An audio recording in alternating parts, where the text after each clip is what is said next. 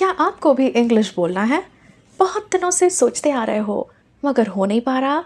दूसरों को इंग्लिश बोलते देख खुद को भी बोलने का मन होता है। रोज़मर्रा ज़िंदगी में काम करके इंग्लिश सीखने का टाइम नहीं मिल पाता। आप इंग्लिश समझ लेते हो पर खुद बोल नहीं पाते। इंग्लिश मूवीज़, इंग्लिश न्यूज़ देखने बैठते हो तो फिर लगता है कुछ समझ नहीं आ रहा। क्या आपको पता है ऐसा क्यों हो रहा है? क्योंकि आपको सही तरीका नहीं मालूम। चलिए मैं बताती हूँ आपको सीक्रेट नंबर 1 जिससे इंग्लिश सीखना मुमकिन तो है और आसान भी। इंग्लिश सीखना मुमकिन है सिर्फ सुनने से। सही इंग्लिश सुनने से आप आसानी से इंग्लिश बोलना सीख सकते हैं। आप खुद सोचिए ना, जब एक छोटा बच्चा कोई भाषा सीखता है तो वो ग्रामर की परवाह नहीं करता। बिना कुछ सोचे समझे वो सिर्फ लगातार सुनते रहता है। उसके आसपास उसके बड़े बुजुर्ग क्या बोल रहे हैं वो बस बिना कुछ सोचे समझे उसे सुनता रहता है और एक दिन वो उसी भाषा में माहिर हो जाता है। सीखने से पहले अगर आपको लगे कि इंग्लिश वीडियोस तो समझ ही नहीं आता तो मैं कैसे सीखूं? कोई अगर हिंदी में मुझे इंग्लिश सिखा दे तो शायद कुछ हो सकेगा। मैं आपको एक सच बता दूं, अगर आप हिंदी या अपने रीजनल भाषा में इंग्लिश सीखने की कोशिश कर रहे हो ट्रांसलेट करके, तो मैं आपको बता दूं इंग्लिश सीखना सपना बन के रह जाएगा। आप कभी नहीं बोल पाओगे। इसलिए पहला सीक्रेट जो काम करेगा वो है इंग्लिश को इंग्लिश में सीखें और बिना कुछ सोचे समझे इंग्लिश वीडियोस को सुने। चलिए ये आपका पहला वीडियो है इसलिए मैं थोड़ा बहुत आपको यहाँ वहाँ ट्रांसलेशन हिंदी में करके दूंगी। इसके बाद हम इंग्लिश में ही सीखेंगे। अगर आपको कुछ समझ ना आए तो कमेंट में ज़रूर लिख के बताएं। आज मैं आपको सिखाऊंगी इंग्लिश बोलने का एक आसान तरीका। मैं दावे के साथ कह सकती हूँ इस वीडियो के बाद आप थोड़ा बहुत इंग्लिश ज़रूर बोल पाएंगे। आपको सिर्फ एक बच्चे की तरह सुनना है और तरकीब को दोहराना है और अपनी आम जिंदगी में इन सेंटेंसेस को दोहराना है। Ready? Let's begin.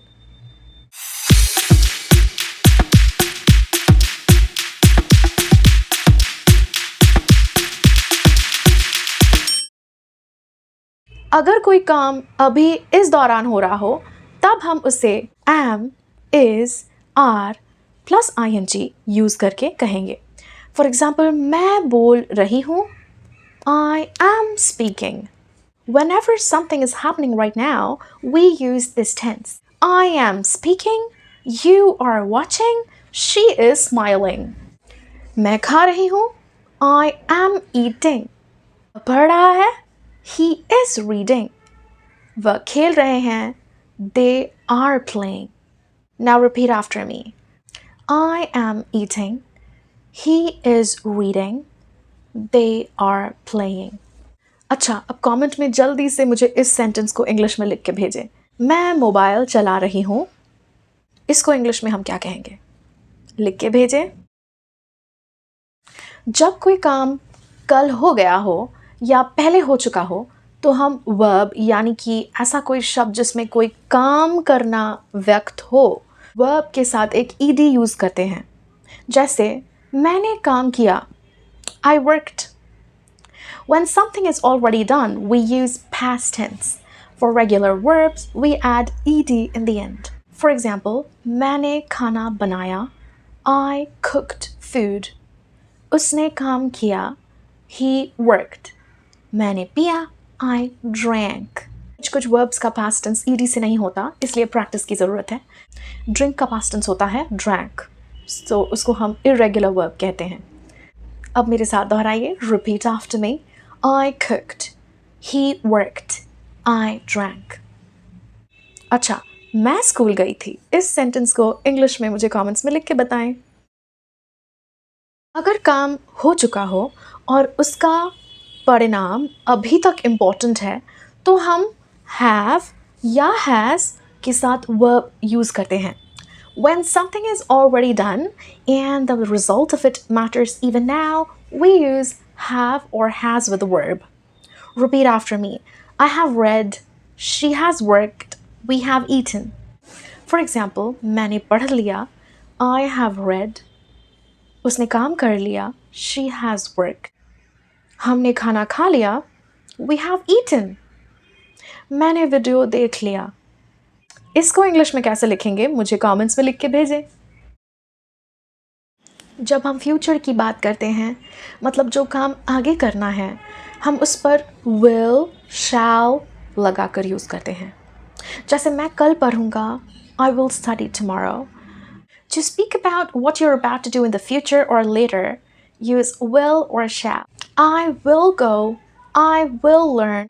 For example, मैं स्कूल जाऊँगा, I will go to school. वह आएगी, she will come. हम फिल्म देखेंगे, we will watch a movie. Repeat after me. I will go, she will come, we will watch.